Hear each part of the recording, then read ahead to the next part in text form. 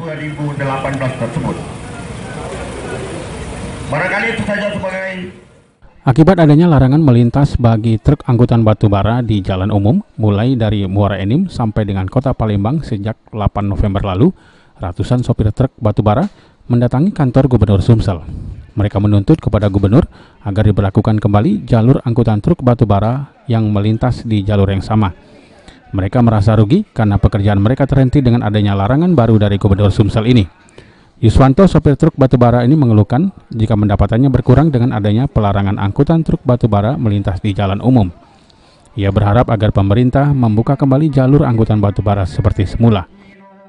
Bapak berkurang ya? Yang berkurang lagi, memang sehari berapa Pak pendapatan kita? Kalau borongan kami 800, jadi minyak di situ, makan di situ, pengeluaran jalan di situ.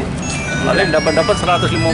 Ya, 2,5 lah kotornya ya. Kalau kotornya berarti kali 2 minggu 14 hari ini sudah sekitar banyak juga duitnya ya.